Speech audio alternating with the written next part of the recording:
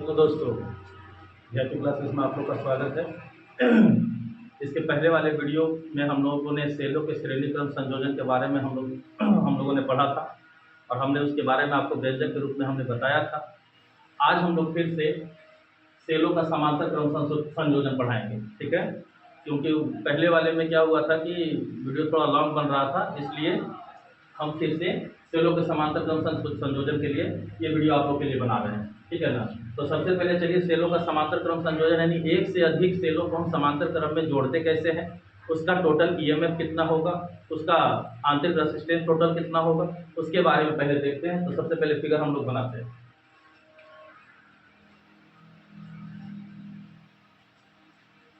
सावन आया बादल छाए, बुलबुल चहकी फूल खिले। सावन आया बादल छाए, बुलबुल चहकी फूल खिले।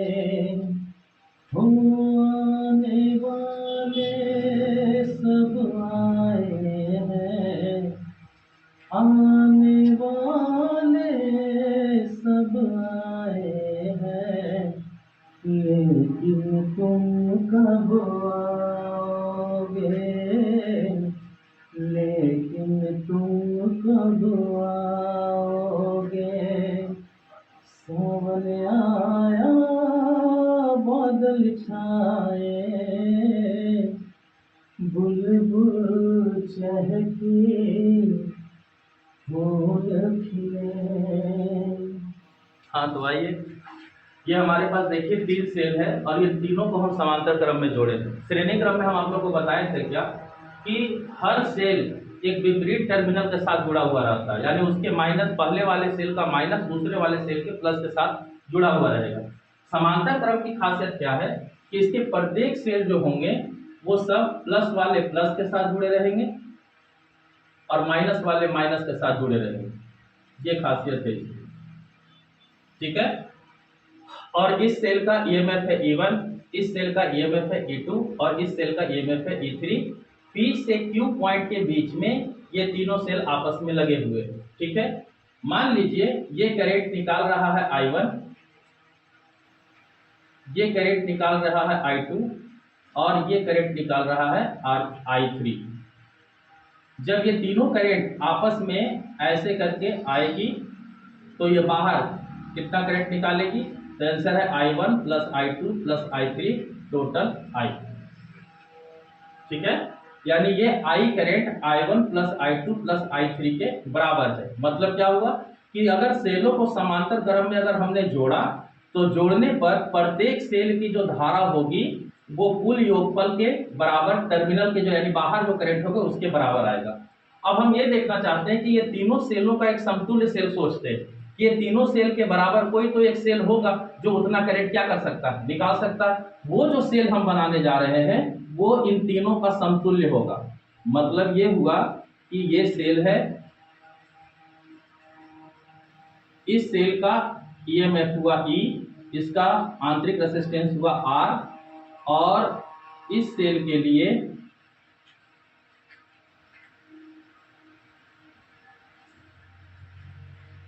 इस सेल को हम समझेंगे, ये देखिए इसका Q पॉइंट है और ये इसका Q पॉइंट, ठीक है। उसमें श्रेणी क्रम में आप लोगों ने देखा होगा कि A से लेके D के बीच में 3 सेल है, ठीक है, और तीनों एक सीरीज में बटा हुआ है। तो हमने वहां देखा था क्या कि वोल्टेज सब जगह अलग अलग थी और करंट सब जगह एक समान था। इसमें हम क्या देख रहे हैं, प्रत्येक सेल के द्वारा करंट अलग अलग निकाली जा रही है और रेजिस्टेंस उसका अलग अलग है, लेकिन इन दो बिंदुओं के बीच का सब जगह का वोल्टेज कैसा होगा, एक समान। यही चीज हम लोग रेजिस्टेंस के संयोजन में भी पढ़े थे और धारिता के भी संयोजन में यही सब सारा चीज चल रहा था। तो इसमें भी याद रखना है कि समांतर क्रम में जुड़े हुए जितने भी सेल होंगे उसका टर्मिनल वोल्टेज यानी P से Q का जो डिफरेंस होगा वो सब के लिए एक समान होगा, यानी वोल्टेज सब के लिए बराबर और टर्मिनल वोल्टेज सब के लिए बराबर, ईएमएफ सब के लिए अलग अलग, करंट भी सब के लिए अलग अलग। तो चलिए सबसे पहले इसका हम लोग व्यंजक लिखते हैं।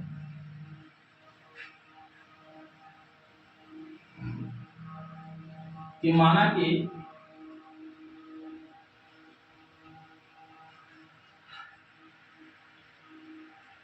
तीन सेलों को क्रमशः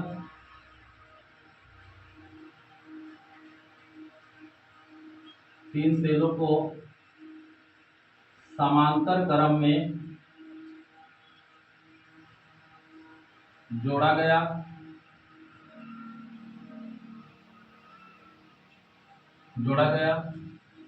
जिसका ईएमएफ क्रमशः E1, E2 तथा E3 है,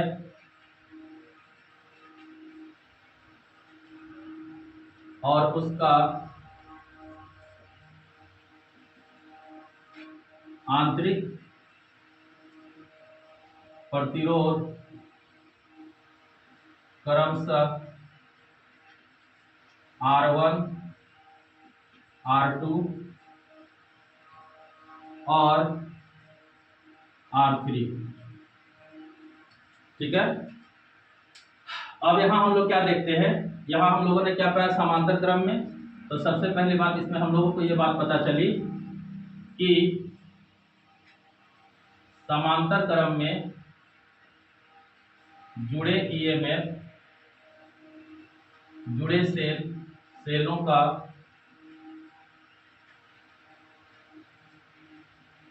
के कारण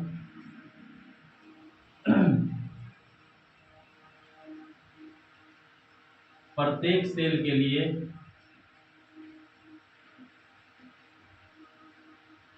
विभवांतर का मान समान होगा, यानी वोल्टेज सब के लिए, टर्मिनल वोल्टेज सब के लिए बराबर होगी, लेकिन इसमें करंट सब जगह क्या है, अलग अलग। तो समांतर क्रम में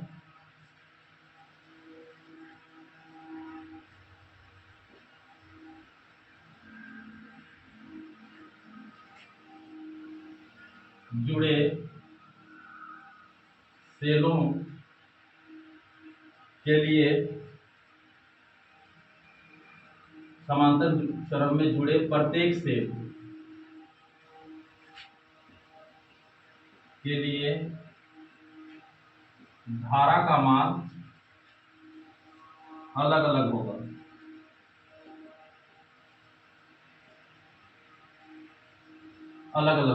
ठीक है। तो धारा का मान अलग अलग होगा। तो सबसे पहले आप लोग ये देखिए कि जब ईएमएफ के लिए टर्मिनल वोल्टेज का जो पोटेंशियल हम लोग निकालते थे उसका फॉर्मूला क्या था, V = E - I × R। इसमें कौन सा अलग अलग है, करंट अलग अलग है। तो अगर करंट अलग अलग है तो यहाँ से सबसे पहले I का फॉर्मूला निकालते हैं।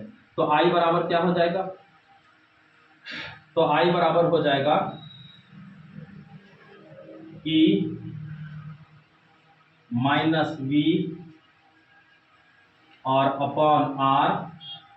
तो अगर इसको ऐसा लिखें, I E/R - V/R। ये जो E/R है यानी ईएमएफ के लिए ये तुल्य होगा, और ये V/R है, ये वोल्टेज के लिए तुल्य होगा।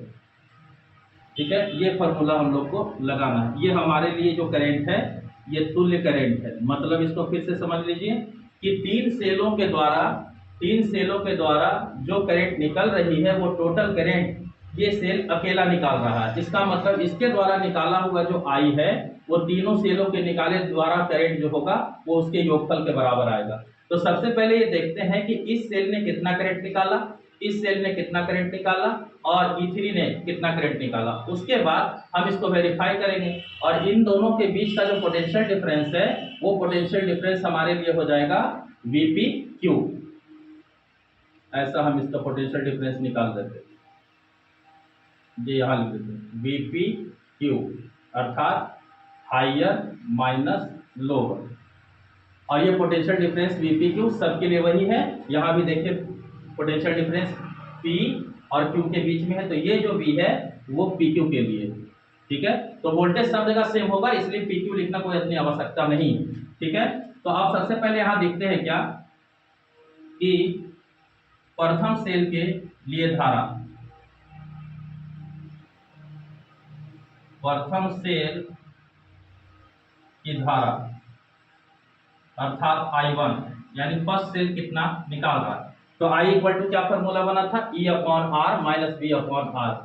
फर्स्ट वाले जो करंट I1 जो निकाल रहा है उसका EMF कितना है E1, उसका रेसिस्टेंस कितना है R1 और टर्मिनल वोल्टेज कितना है V और इसका रेसिस्टेंस भी कितना हो गया R1। ठीक है, तो ये माइनस हो गया। ये हमारा प्रथम सेल ने इतना करंट निकाला है। इसी प्रकार से देखिए द्वितीय सेल को अगर हम लोग देखते हैं, द्वितीय सेल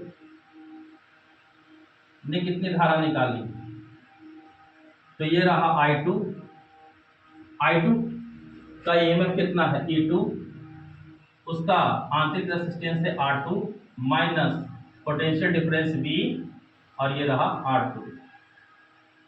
ये जो होगा वो दूसरी सेल जो है वो करंट निकाल रही है। ठीक है,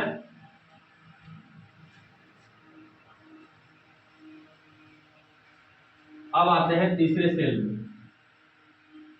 तीसरा सेल जो है तृतीय सेल की धारा, तृतीय सेल की धारा I3 का पोटेंशियल डिफरेंस EMF कितना है E3 और आंतरिक रेजिस्टेंस R3 माइनस वोल्टेज कितना V अपॉन ये हो गया R3।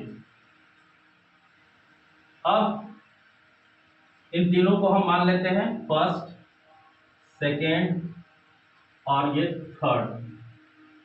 ठीक है, फर्स्ट सेकेंड थर्ड का जो टोटल करंट आपस में जब बाहर निकल के आएगा, ये करंट हमारे लिए वही करंट होगी जो अकेला सेल ये बाहर करंट निकाल रहा। तो इसका मतलब ये होगा कि I1, I2, I3 जो है वो I के क्या है बराबर है और वो I हमारा ये तुल्य वाले करंट के लिए है। अर्थात ये हुआ कि equation 1, equation plus 2, equation plus 3 इन सब को आपस में ऐड किए I1 plus I2 plus I3, इसको एडिंग कीजिए E1 by R1 minus V1 by R1 plus E2 by R2 minus V by R2 plus E3 by R3 minus V by R3। अब इसको में E1, E2, E3 के लिए एक साथ कर लेते हैं। तो देखिए I1 plus I2 plus I3 ये तीनों करंट I के बराबर है और ये I हमारे लिए तुल्य I है। अर्थात I1 plus I2 plus I3 किसके बराबर हुआ I के। और ये जो हमारा E1 by R1 plus E2 by R2 plus E3 by R3 यह सब सेलों के लिए हो गया। माइनस कॉमन ले लेंगे अगर इसमें तो ये आ जाएगा V by R1 minus V by R2 minus V by R3। ठीक है, ऐसा लिखा हुआ रहेगा। लेकिन अगर हम इसे ब्रैकेट में लिखेंगे तो अगर ये माइनस कॉमन ले लिया जाए तो ये सब माइनस आपस में क्या हो जाएगा प्लस। ठीक है, अब इस करंट को देखिए, ये करंट हमारा वो करंट है जो तीनों सेलों ने जोड़ करके निकाला है। ठीक है, अब इसको कंपेयर करते हैं हम अपने एक सेल वाले से जो इन तीनों के बदले एक अकेला है, जो तीनों मिलकर करंट निकाल रहा है वो भी करंट उतनी ही है जितना इन तीनों सेलों ने मिलकर निकाला है। ठीक है, तो इसका हमारा करंट कितना था, तो आंसर है समतुल्य सेल के लिए, समतुल्य सेल की धारा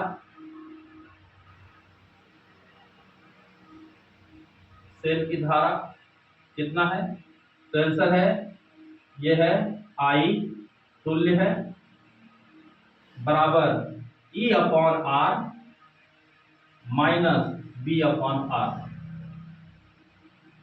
ये दोनों R।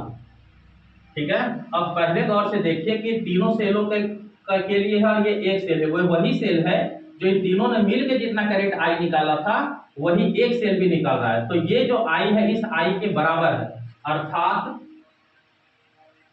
इक्वेशन नंबर 4 और इक्वेशन नंबर 5 इस हिसाब से बराबर होंगे।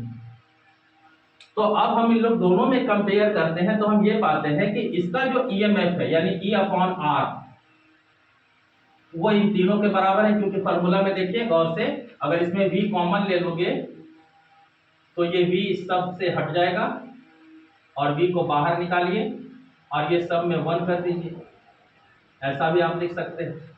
तो ये V को अगर साइड में करें तो ये 1/r हो जाएगा, ठीक है। V को साइड करने का मतलब है V मल्टीप्लाई बाय 1/r। तो ये जो हमारा ईएमएफ है गौर से देखिएगा, तो ये हमारा फॉर्मूला E अपॉन r के जगह पर देखिए इतना है, V देखिए अकेला यहाँ है और multiply by 1/r1 1/r2 1/r3 सब एडिंग है। तो ये E अपॉन r किसके बराबर है, E1/r1 plus E2/r2 plus E3/r3, ठीक है। ये इसका टोटल ईएमएफ हुआ। और अगर रेजिस्टेंस की बात की जाए तो 1/r जो तुल्य होगा, ये तुल्य ईएमएफ है और ये तुल्य रेजिस्टेंस है, तो ये कितना होगा 1/r1 plus 1/r2 plus 1/r3। और आप लोगों ने प्रतिरोधों के संयोजन में देखा है कि सभी प्रतिरोध अगर समांतर क्रम में जोड़ते हैं तो उसका फॉर्मूला भी ऐसे ही आता है 1/r equal to 1/r1 plus 1/r2 plus 1/r3। तो ये जो अगर हमारा से समांतर क्रम में जुड़ा हुआ है तो उसका ईएमएफ कैसे निकालेंगे, ठीक है। तो उसका ईएमएफ हमारा होगा E1/r1 यानी खुद का ईएमएफ बटा खुद का रेजिस्टेंस, खुद का ईएमएफ बटा खुद का रेजिस्टेंस, ये सब को आपस में ऐड कर देना है, ठीक है। अब इसी चीज को अगर n सेलों के लिए लिखा जाए, n सेलों के लिए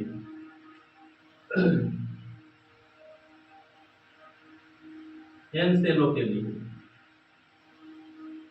तो n सेलों के लिए क्या हो जाएगा, तो आंसर है E upon r equal to n cell के लिए हो जाएगा E1/r1 E2/r2 plus E3/r3 plus dot dot dot plus En upon Rn। प्रतिरोध के लिए नहीं लिख रहा है क्योंकि प्रतिरोध के बारे में आपको पता है। अब मान लीजिए कि ये फॉर्मूला तब लगाना है जब प्रत्येक सेल का ईएमएफ अलग अलग होगा, तो सिंपली उसका रेजिस्टेंस को और उसके ईएमएफ के क्या कहते हैं अनुपात को आपस में ऐड करते हुए चले जाएंगे, ठीक है। अगर मान लीजिए कि सभी सेल का ईएमएफ एक समान है, यानी ये भी 2 वोल्ट है, ये भी 2 वोल्ट है, ये भी 2 वोल्ट है, तो ये इसका टोटल ईएमएफ कितना हो जाएगा। तो इसका टोटल ईएमएफ अगर हम निकालना चाहें तो यहां बना देते हैं, यदि प्रत्येक सेल का ईएमएफ एक समान हो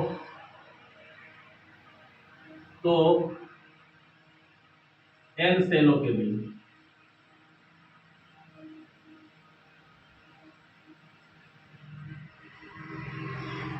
तो उसमें देखे होंगे n इंटू ई था, तो इसमें हमारे पास जो आ जाएगा उसमें मल्टीप्लाई हुआ था इनसे, तो इसमें डिवीजन हो जाएगा, ठीक है। तो ये टोटल ईएमएफ जो आएगा हमारा E वो हमारा होगा E upon n into r, ठीक है। प्रत्येक सेल का ईएमएफ वही रहेगा, याद रखिए। उसमें उस ईएमएफ में n से मल्टीप्लाई हो रहा था तो इसमें n से डिवीजन होगा, ठीक है, अगर समान रहेगा तब, ठीक है। तो E अपॉन n हम लोग इसमें रख लेंगे। ये समान सेलों के समान ईएमएफ के लिए हमारा अलग फॉर्मूला हो गया, और ये फॉर्मूला जो हुआ वो हमारे अलग अलग अगर हमारा ईएमएफ होगा तब हम उसको कैसे निकालेंगे, ठीक है। तो हमें उम्मीद है कि आप लोग को अच्छे तरीके से बेहतर से समझ में आया होगा। इसमें आप चीज याद रखिएगा कि प्रत्येक सेल अगर जुड़े हुए होंगे समांतर तरफ में तो वोल्टेज सेम रहेगा दो बिंदुओं के बीच, बल्कि करंट अलग अलग हो जाएगा। और ये भी ध्यान रखिएगा, सबसे ज्यादा परेशानी होता है बच्चों को क्या कि हम फार्मूला कौन सा लगाते हैं। तो याद रखिए श्रेणी क्रम में कौन अलग था, वोल्टेज अलग अलग थी, इसलिए वहां पर वोल्टेज का फार्मूला लगा था, और समांतर क्रम में करंट अलग अलग है, इसलिए यहाँ पर करंट का फार्मूला लगा है, ठीक है। बाकी कैलकुलेशन आपको ये बात समझ में आ गया होगा। हमें उम्मीद है कि आप लोग इस पूरे व्यंजक को अच्छे तरीके से समझ गए होंगे और एग्जाम में अगर आपको आया तो 100% आप इस तरीके से लिखेगा, बेहतर नंबर मिलेगा। ठीक है, तो हम आप लोग से बस यही उम्मीद करते हैं कि हम जो आपको बता रहे हैं वो आपको बेहतर समझ में आ रहा है। और इस तरह के वीडियो अगर आप लोग को और अगर चाहिए तो कमेंट बॉक्स में ज़रूर बताएं कि आपको किस टॉपिक में परेशानी हो रही है, उसके लिए वीडियो हम बहुत जल्द जारी करेंगे। ठीक है, बहुत बहुत धन्यवाद। और हम उम्मीद करते हैं कि हमारे वीडियो सब तक पहुंचाइए। वैसे बच्चे जो बहुत कमज़ोर हैं, जो एग्ज़ाम में लिखने में परेशानी जिनको हो सकती है, ठीक है ना, तो उनके पास ये वीडियो पहुंचाइए, आराम से वो सारी चीज़ों को मतलब लिख सकेगा। और हम बहुत जल्द वैसे वीडियो को भी ला रहे हैं जो 5 नंबर में क्वेश्चन 12th क्लास में ज़्यादा पूछे जाते हैं। ठीक है, बहुत बहुत धन्यवाद। और आप लोग इस वीडियो को शेयर भी कीजिए और लाइक कीजिए, कमेंट भी कीजिए और जहां तक हो सके इसे शेयर करने का प्रयास कीजिए। बहुत बहुत धन्यवाद। जय हिंद, जय भारत, जय बिहार।